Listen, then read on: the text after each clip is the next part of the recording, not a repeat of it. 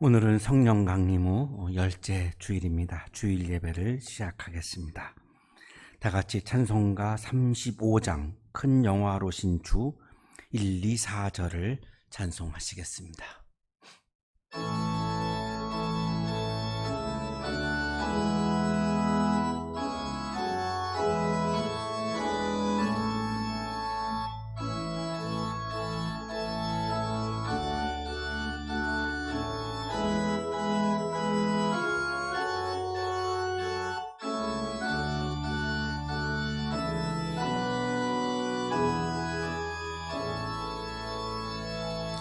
큰 영화로신 주 이곳에 오셔서 이 모인 자들로 주 백성 삼으사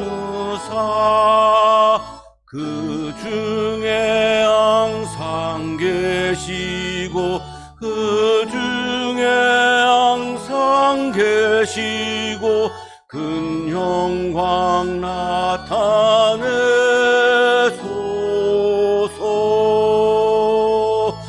이 백성 기도와 도의 물들임이 향내와 같으니 갚아드옵소서. 주 예수 크신 복음을, 주 예수 크신 복음을 만 백성 듣게 하소서.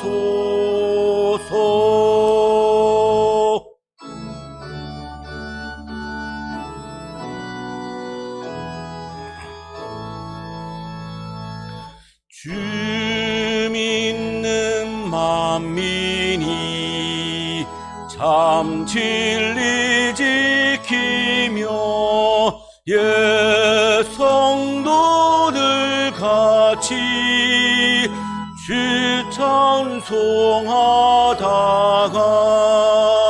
저 천국 보좌 앞에서, 저 천국 보좌 앞에서 늘 찬송하게 하소서.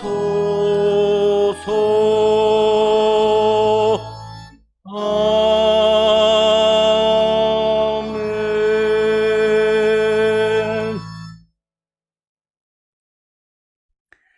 하나님은 회개하는 마음으로 나오는 사람들을 물리치지 않으십니다. 이제 우리들의 죄를 뉘우치고 고백합시다.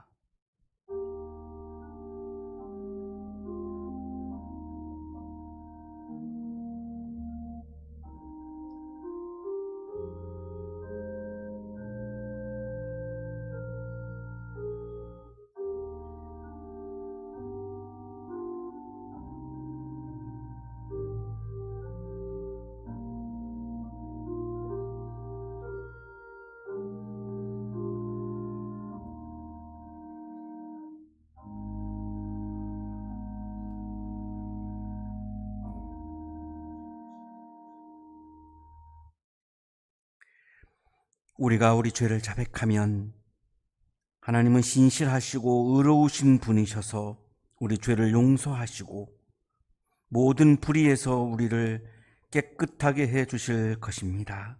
아멘. 다 같이 찬송가 299장 하나님 사랑은 1, 2, 4절을 찬송하시겠습니다.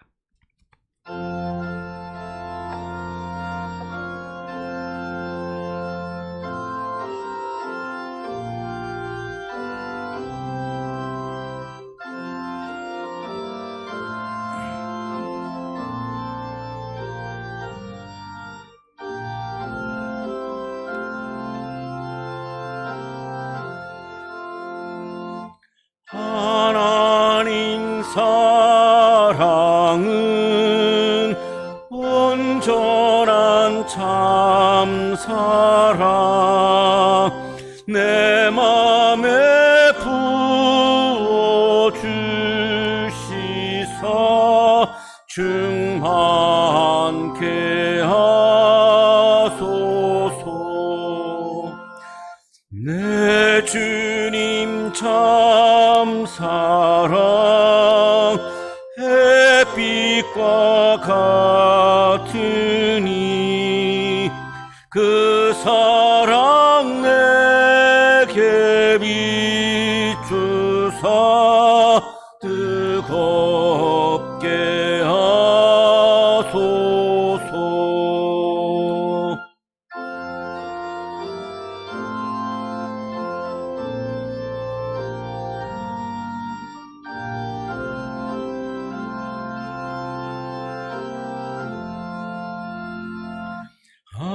하나님 사랑은 온전한 참 사랑, 내 맘과 영에 채우사 새 힘을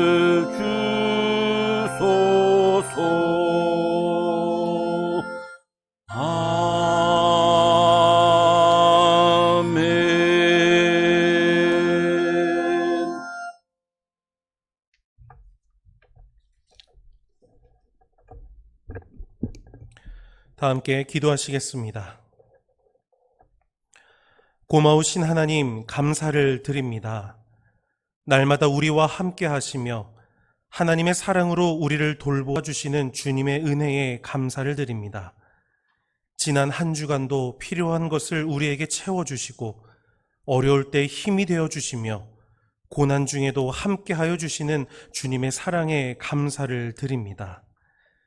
자비로우신 하나님, 하나님의 사랑과 은혜로 구원받은 우리가 육신의 연약함으로 인하여 죄 가운데 거하고 있음을 주님 앞에 고백합니다.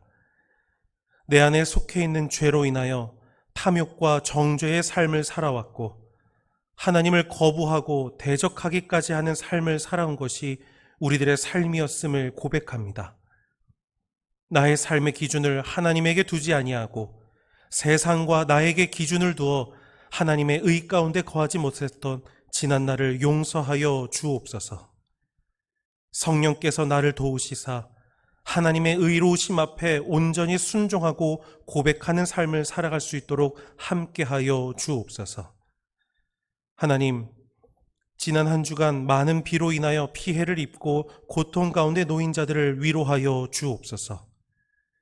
피해로 인하여 낙심하지 아니하고 하나님의 함께하심을 믿으며 다시 회복할 수 있는 그들 모두가 되게 하여 주옵소서. 코로나 바이러스가 잠잠해지지 못하고 있는 이 상황 가운데 힘들어하고 지친 이들이 많이 있습니다.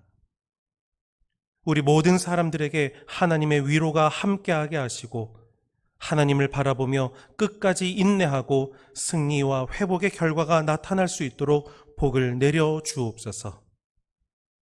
세상 가운데 점점 더 많은 분노가 나타나고 있는 이때에 우리 예수 그리스도를 믿는 자들에게 주님의 온유하심과 자비가 흐르게 하여 주시사 서로 이해하고 품어주는 하나님 나라의 삶을 살아갈 수 있도록 함께하여 주시옵소서. 이 시간 우리의 가정과 이 한양대학교회와 한양동산을 위하여 축복하며 기도합니다.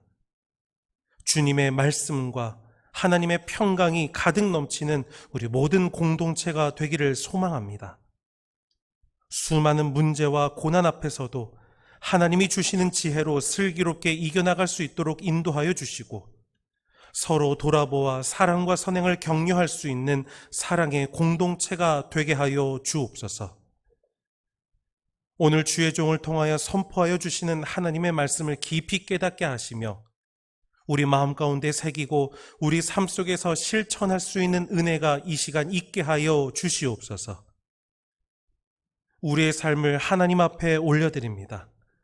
하나님 아버지께서 책임져 주시고 인도하실 것을 믿사옵고 이 모든 말씀 살아계셔서 함께 하시는 우리 구주 예수 그리스도의 이름으로 간절히 기도드립니다. 아멘.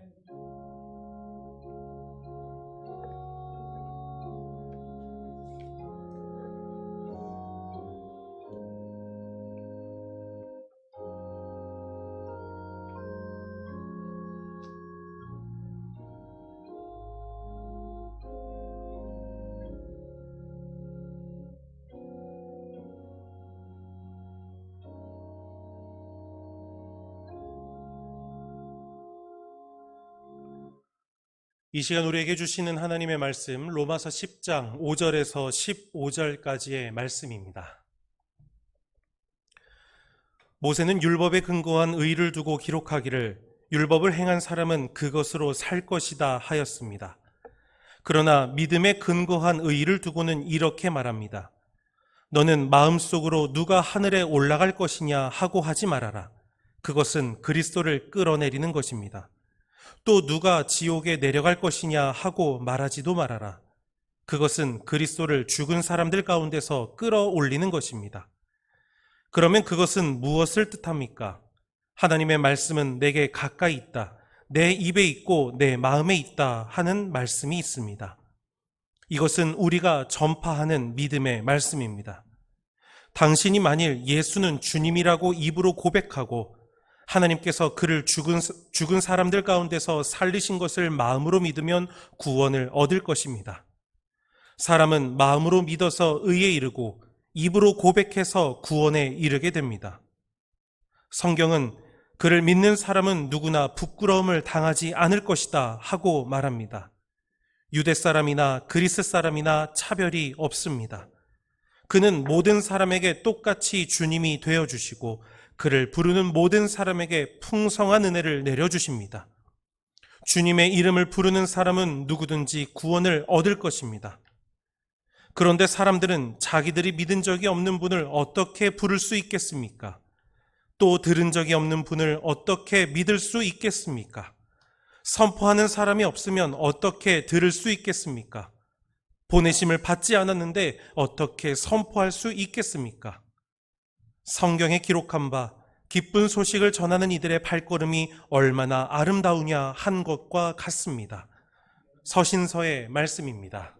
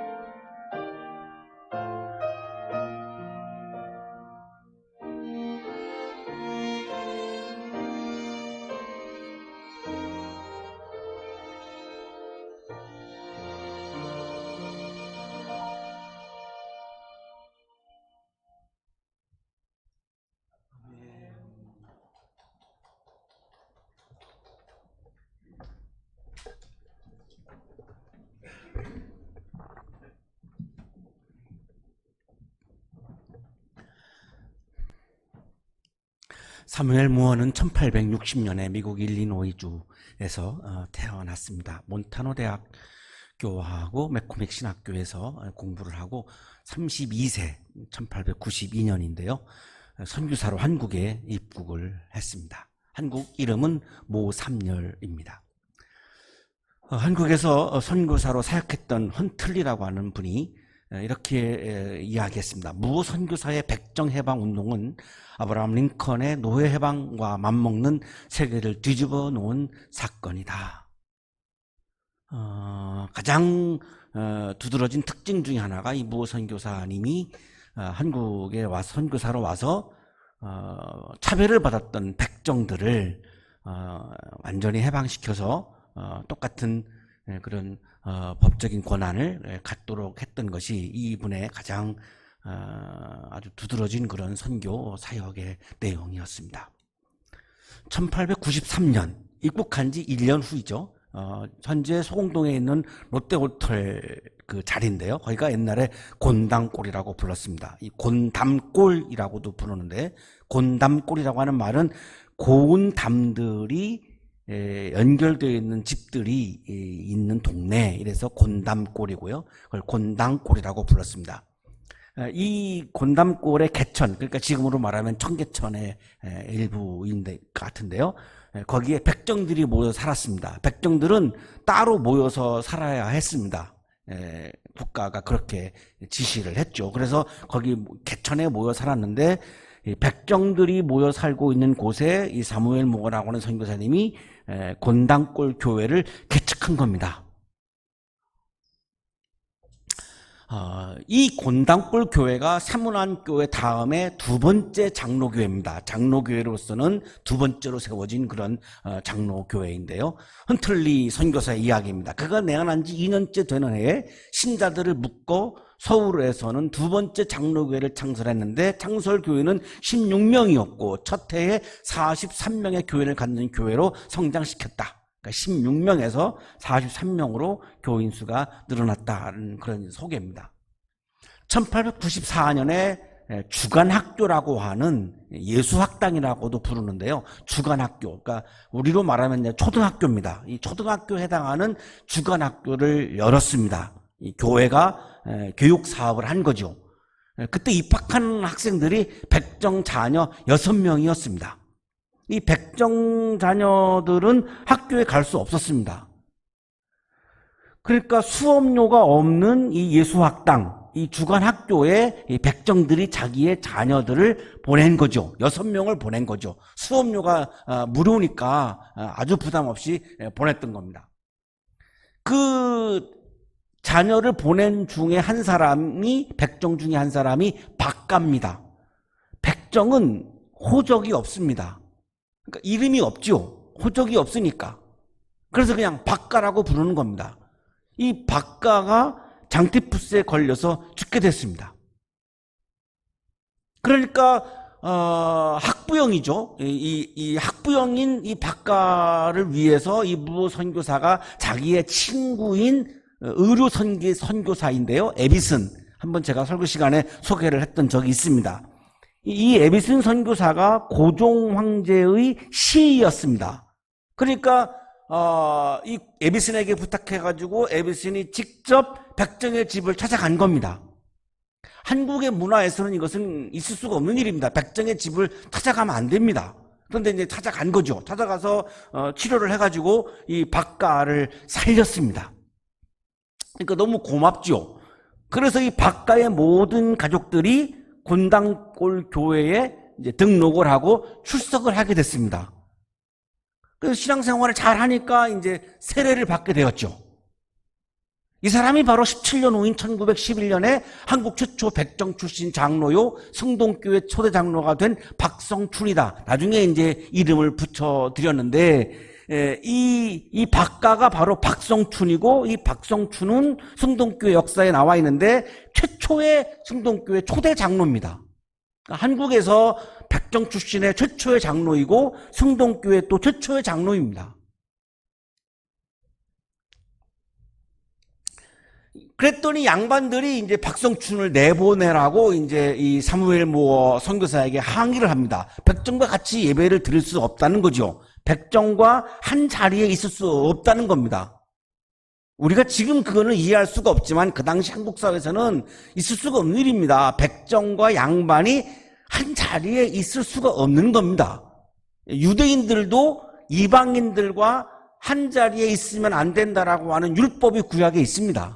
똑같은 거죠. 그러니까 이제 양반들이 교회 출석을 거부했습니다.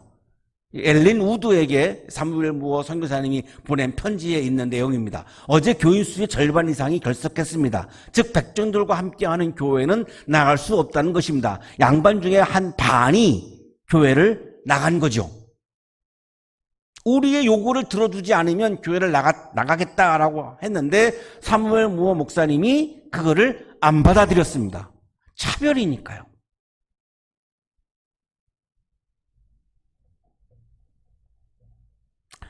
저도 일반 교회에서 30년 이상을 목회를 했는데요. 이제 그런 교인들이 종종 있습니다. 저를 찾아와서 어떤 요구를 하는데 그 요구는 나에게 특권을 달라는 겁니다. 대부분 다 그겁니다.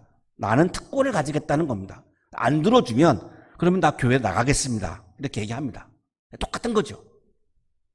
근데 여기서 사무엘 모어 목사님이 양보를 안 한 겁니다. 모어 선교사가 양반들을 설득을 했죠. 한 하나님 아버지의 자녀들이 같은 한 방에 있지 않고 따로 떨어져 있는 것은 이상스러운 일입니다. 저도 한 번도 그런 부당한 특권을 요구하는 것들을 들어준 적이 없습니다. 그러고 나면 그분은 이제 저를 막 힘들게 하기 시작합니다.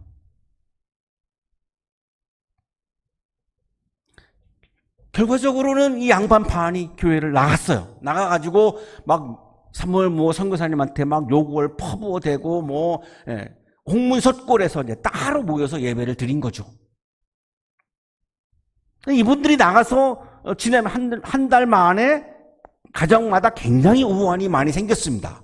그러니까 안 되겠다 싶은지 이제 몇 사람이 모어 선교사를 이제 찾아왔습니다. 한국의 전통에 따라서 양반들에게는 앞자리 상속을 주고 백정들에게는 뒷자리를 주어야 한다는 것입니다. 양반들은 앞자리에 앉고 타협을 하자는 거죠. 백정들은 그러면 뒤에 앉는 것으로 타협을 합시다. 이렇게 제안한 거죠. 상석, 하석이 만들자는 거죠. 기독교 정신에 위배되죠. 기독교 정신의 교회에 와서 상석과 하석이 어디가 있습니까? 높은 사람이 있고 낮은 사람이 어디가 있겠습니까? 그거는 기독교 정신에 배치하는 거죠. 예수님의 정신에 배치하는 거죠. 한국교회 장로, 권사, 집사는 더 높은 사람, 더 낮은 사람 계급화되어 있죠. 이거는 기독교 정신이 아닙니다. 기독교라고 하는 것은 교회 안에서 상석과 하석이 없습니다. 높은 사람, 낮은 사람이 없습니다. 차별이 없는 게 기독교 정신이니까요. 그러니까 무엇 선교사가 또 거절을 한 거죠. 그렇게 할 수 없습니다. 그건 예수님의 마음이 아닙니다.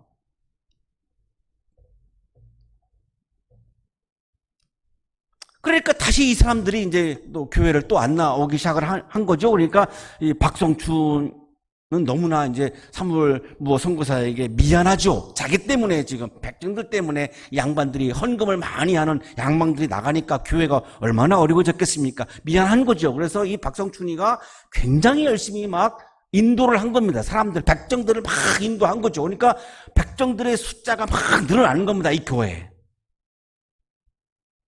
근데 교회가 망할 줄 아는데 안 망하거든요. 그러니까 이 양반들이 도저히 안 되겠으니까 이제 회개를 하죠. 회개를 하고 다시 돌아옵니다. 돌아와가지고 그 홍문석골 교회와 곤당골 교회가 연합을 합니다. 그래서 이제 중앙교회가 되는데 이 중앙교회가 바로 현재 인사동에 있는 승동교회의 바로 전신입니다. 이 교회가 바로 승동교회입니다.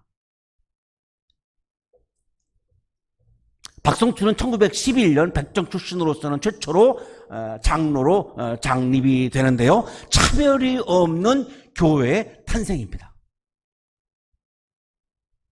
그러고 나서 무어 선교사는 장로가 된 이 박성춘과 함께 조정에다가 탄원서를 올립니다. 우리는 항상 무보수였고 가장 천대받는 7천민, 일곱 부분에 천민이 그때 존재했는데요. 그 중에 하나라는 거죠. 7천민 중에 하나로 취급받아 왔습니다. 다른 천민계층은 도포와 갓과 망건을 쓸 수 있었으나 우리에게는 허락되지 않았습니다. 머리에 모자도 못 썼습니다. 물론 상투도 못 틀고요. 그냥 이렇게 어린아이처럼 이렇게 평생 죽을 때까지 묵고 살았던 거죠. 그 얘기예요. 갓, 망건 이런 걸 못 쓰게 했습니다. 우리는 항상 무보수였고요. 이게 소돼지를 이제 잡는 일을 하는데 정부에서 요청을 하면 하는 겁니다, 이게. 그런데 무보수로 해요. 정부에서 어떤 월급을 안 줬습니다. 가장 천대받는 7천민 중에 하나로 취급받아 왔습니다. 다른 천민계층은 도포와 갓과 망건을 쓸 수 있었으나 우리에게는 허락되지 않습니다. 다른 천민계층은 모두 민족에 등재되어 있음에도 불구하고 호적이 있는데 다른 천민들은, 우리는 호적도 없습니다. 우리들만 이 인구조사에서 빠져 있으니 우리들도 민족에 등재하여 주시길 바랍니다. 우리도 백성이 아닙니까?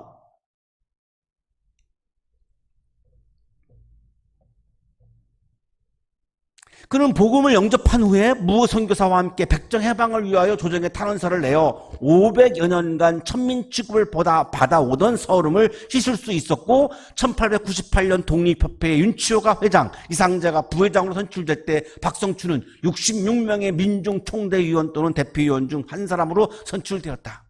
이 나라가 뒤집어진 사건입니다.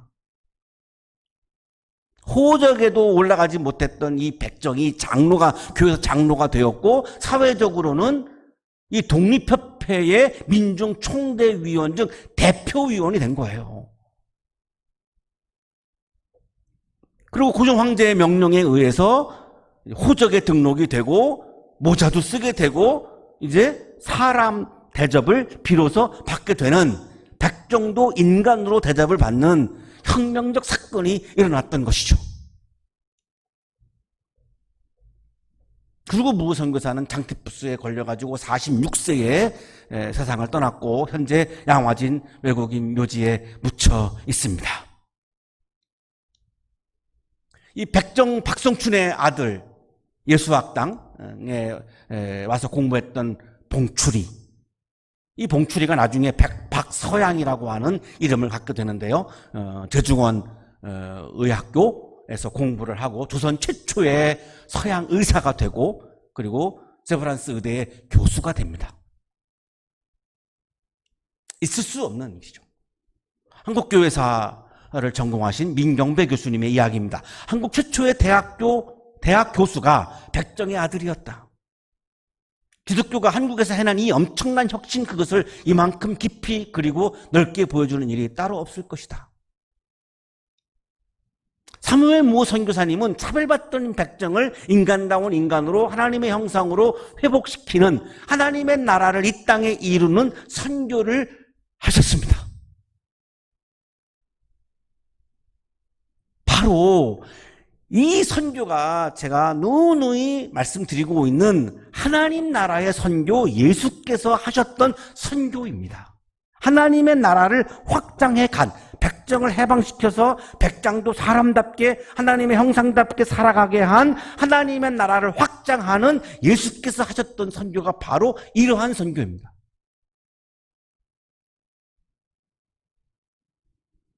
한국교회가 하고 있는 선교는 죄송하지만 교회를 확장하는 선교를 하고 있죠. 그게 나쁘다는 말이 아닙니다. 그게 나쁘다는 말이 아니라 그거는 예수님께서 하셨던 선교가 아닙니다. 예수님은 교회도 안 세웠고 교회 성장이라고 하는 말씀도 하신 적이 없어요. 굉장히 그걸 이기적으로 봅니다, 사람들이. 교회 자체가 커지는 거는 이기적인 거죠. 교회가 미랄이 되어서 하나님의 나라가 확장되게 하기 위해서 교회가 존재하는 거죠. 그게 예수께서 하셨던 선교이고 바로 사무엘 무호 선교사는 그 예수께서 하신 선교를 그대로 한 겁니다. 이게 바로 하나님의 나라를 이루어가는 선교입니다.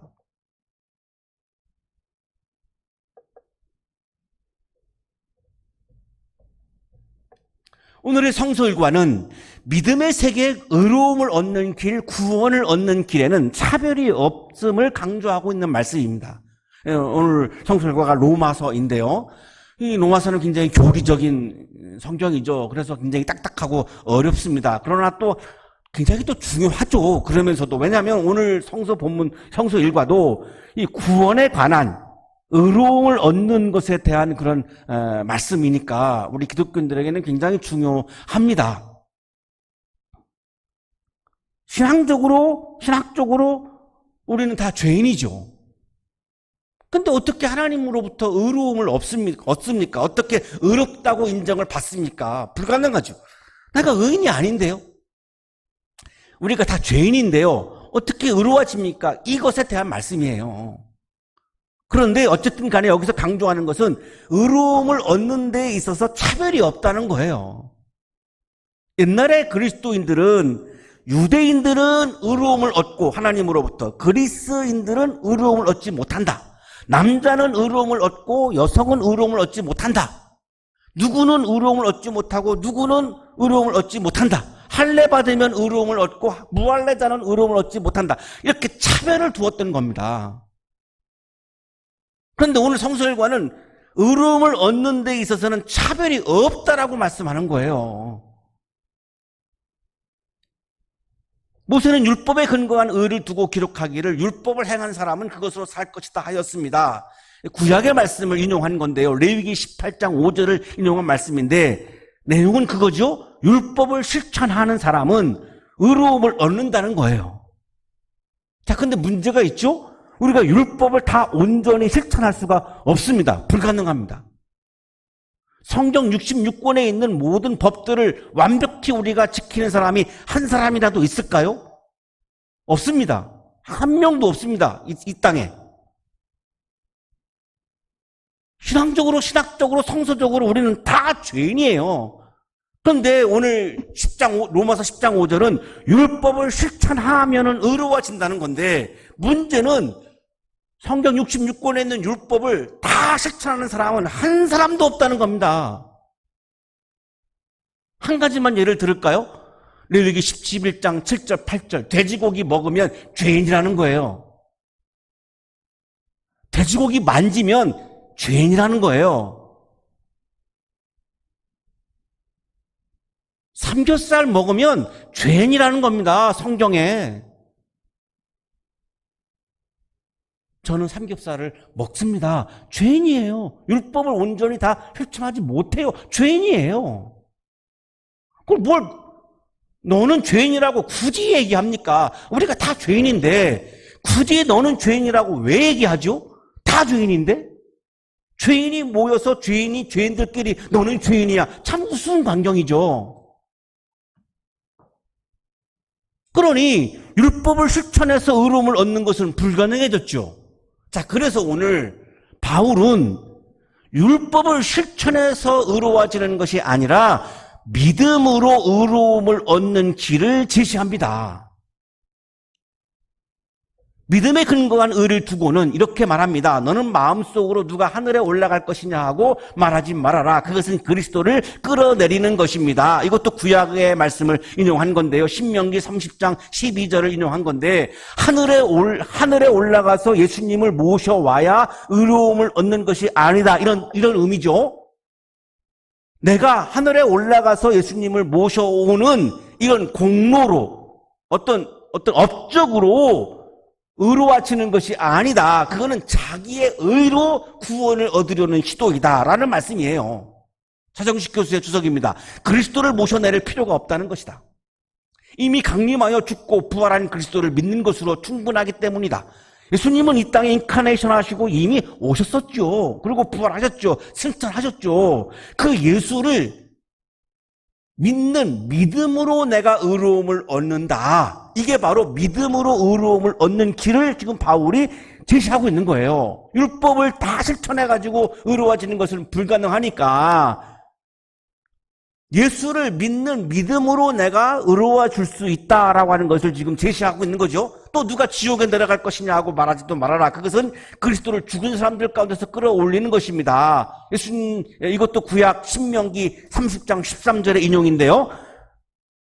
십자가에 죽으신 예수가 땅에 묻혔죠. 그 예수를 다시 내려가서 그 예수님을 데리고 올 필요가 없다. 그거는 자그의로 구원을 얻으려고 하는 시도이다. 태상 19세 주석입니다. 구원을 위한 그의 강림과 마찬가지로 그의 부활도 이미 치러진 구원론적 사건으로 신자들이 믿기만 하면 충분한 것이다.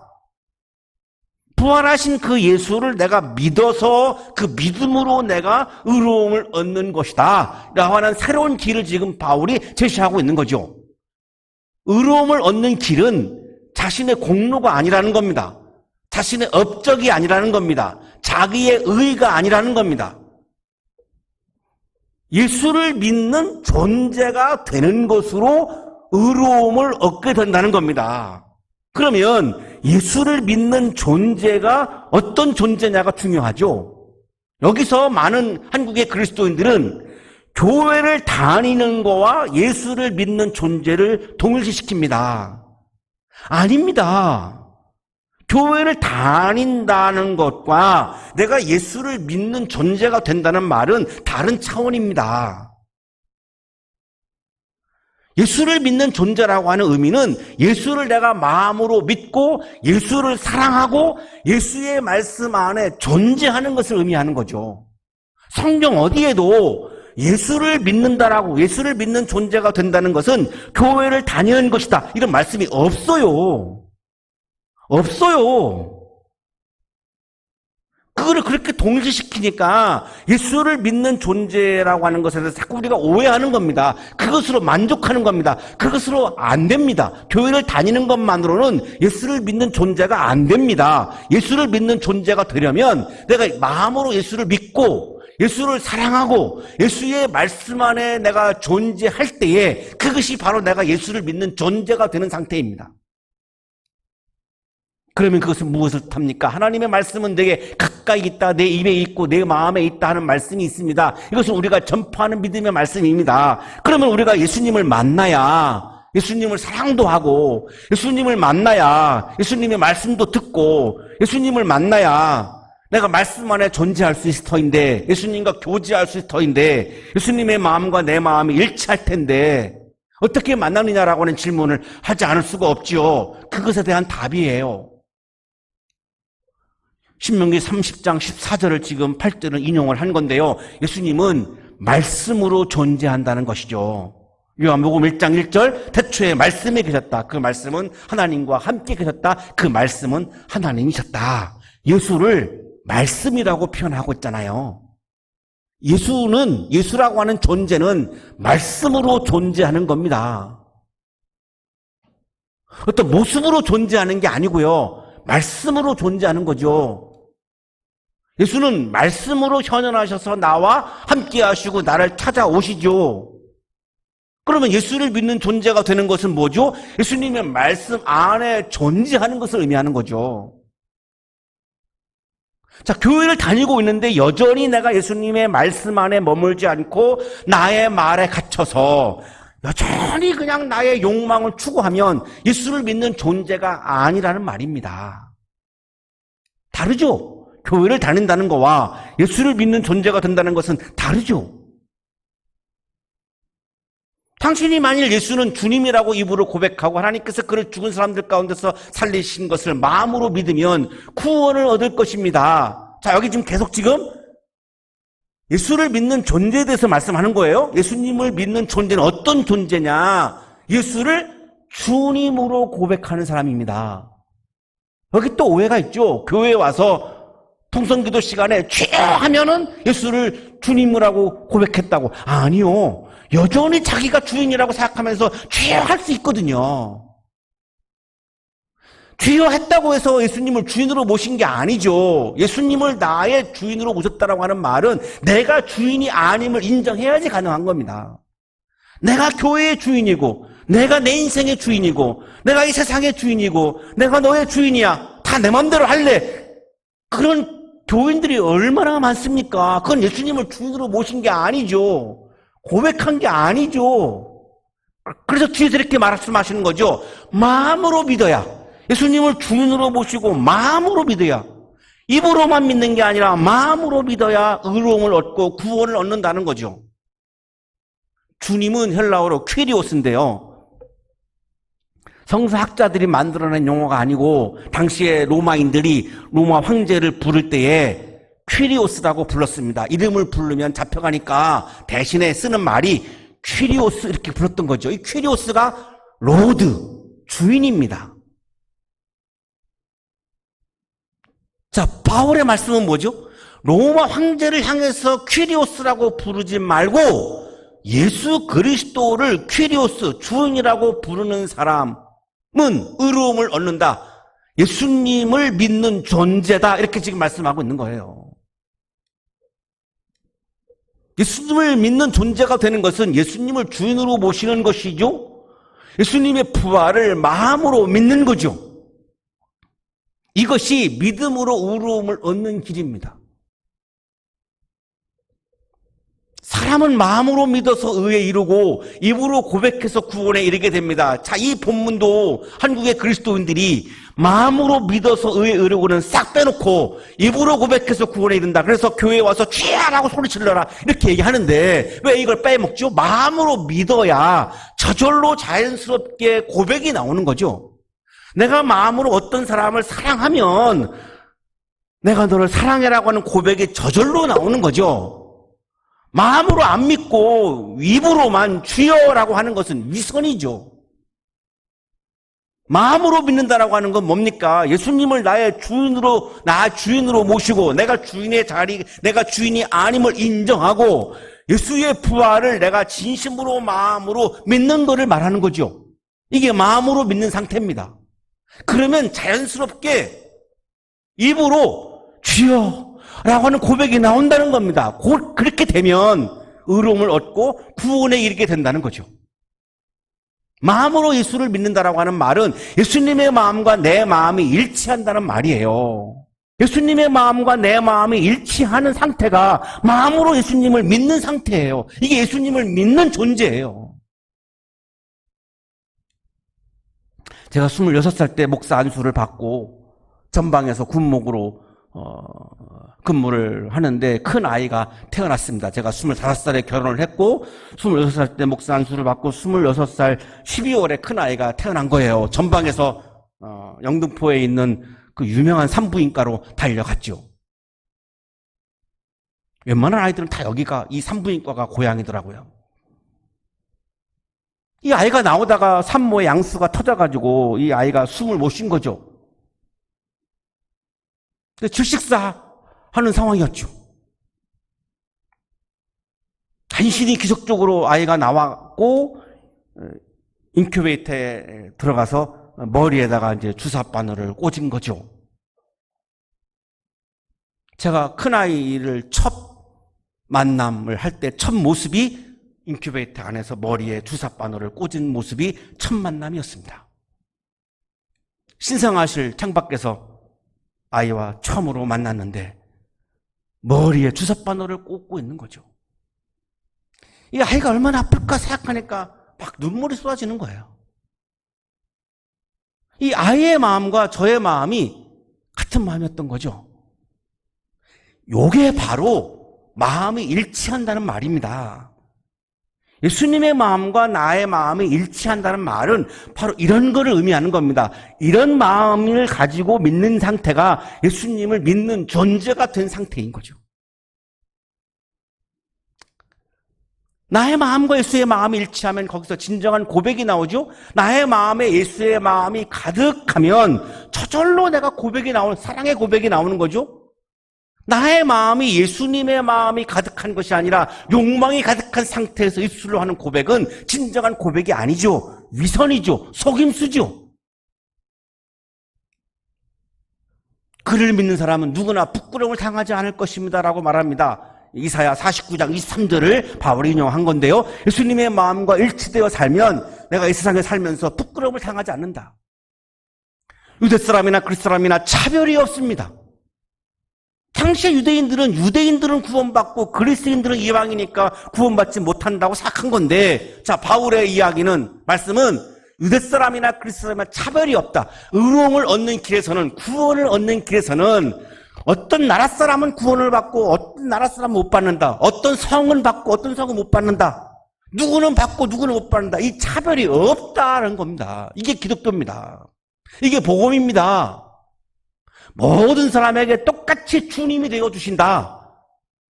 예수님은 우리에게 모든 사람에게 똑같이 주님이 되어주시지 누구에게는 되어주고 누구에게는 안 되어주고 이렇게 차별하는 것이 아니라는 거예요. 이게 예수님의 마음이라는 거예요.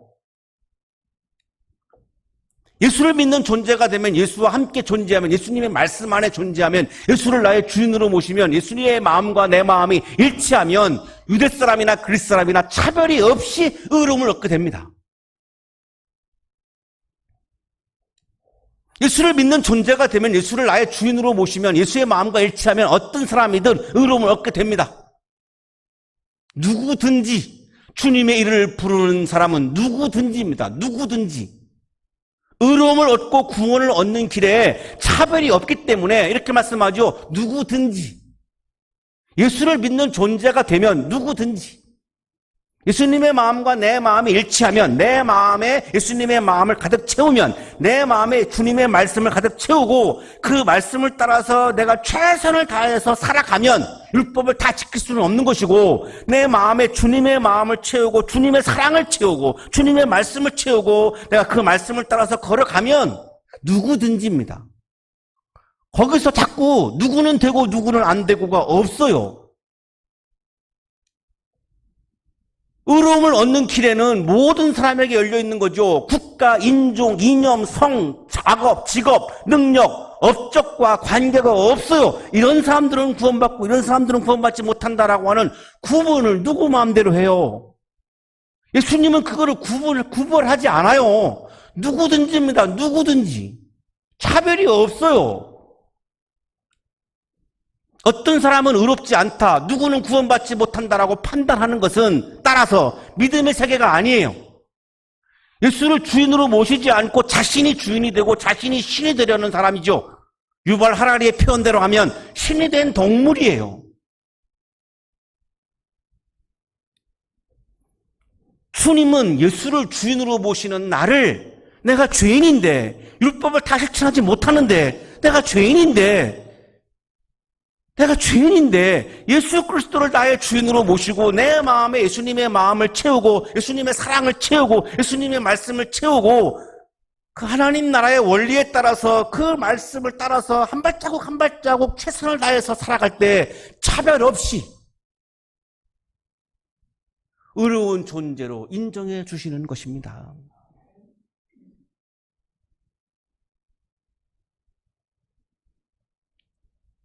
여러분의 마음에 주님의 마음을 채우고 주님의 사랑을 채우고 주님의 말씀을 채우고 예수님을 믿는 존재가 되셔서 하나님으로부터 의로움과 구원을 얻는 여러분의 존재가 되시기를 주님의 이름으로 축복합니다. 거룩하신 주님, 죄인입니다. 불쌍히 여겨 주옵소서. 주님, 죄인입니다. 불쌍히 여겨 주옵소서. 주님의 마음을 부어주시고 주님의 사랑을 저의 마음에 부어주시고 주님의 말씀을 부어주셔서 저의 마음에 주님의 마음을 채우고 주님의 사랑을 채우고 주님의 말씀을 채워서 주님의 마음과 일치하여 주님을 믿는 존재가 되어 죄인이지만 의롭다고 여겨주시는 주님의 은혜를 경험하며 기쁨으로 아픔을 이기며 살게 해 주옵소서. 예수 그리스도 이름으로 기도하옵나이다. 아멘.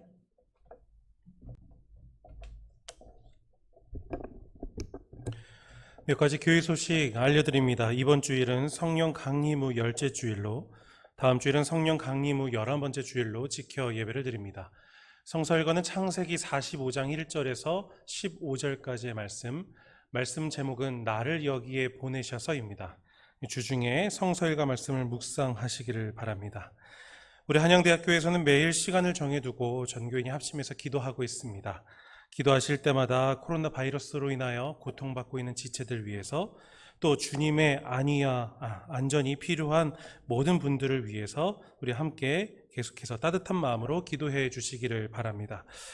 또 오랜 기간 동안 비가 많이 내리고 있습니다. 이로 인해서 많은 사상자와 이재민이 발생하고 있습니다. 주님의 마음으로 고통을 함께 나누며 하나님의 위로가 함께 할 수 있도록 함께 기도해 주시기를 바랍니다. 우리 가정에서 영상으로 예배를 드리며 헌금을 계좌로 하나님께 드리고 있습니다. 헌금 드리신 분들은 정기수 재무부장님께 문자로 발송해 주시기를 바랍니다. 우리 추가로 광고 하나 더 드립니다. 우리 교회 광고 시간에 교우들의 소식을 함께 나누려고 합니다. 혹시 함께 나눠야 할 좋은 소식 혹은 기도가 필요한 소식이 있다면 교회로 연락해 주시기를 바랍니다. 교회 소식 여기까지입니다. 주님 앞에 예물을 드리겠습니다.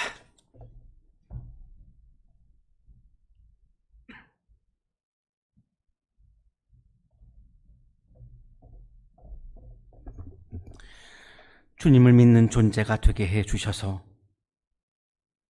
불가능하지만 어렵다고 여겨주시고 구원의 기쁨을 주시는 주님의 은혜에 감사드립니다. 감사의 마음을 예물에 담아 드리오니 기쁘게 받아주시고 예물을 드리는 손길 위에 크신 은혜를 부어 주옵소서. 예수 그리스도의 이름으로 기도하옵나이다. 아멘.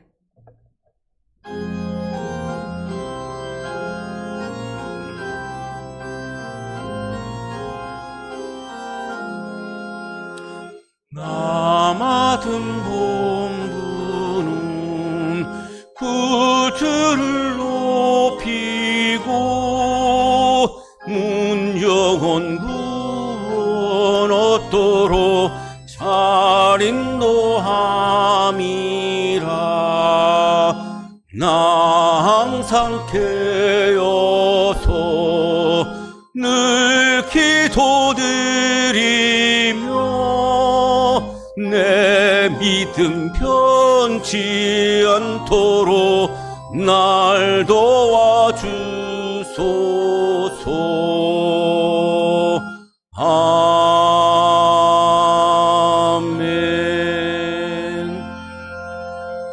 이제는 우리에게 하나밖에 없는 피와 살까지 사랑으로 나누어 주시는 예수 그리스도의 은혜와 오늘도 말씀을 주신 하나님의 사랑하심과 생명의 기운을 주시는 성령의 역사하심이 주님의 마음을 채우고 주님의 사랑을 채우고 주님의 말씀을 채우고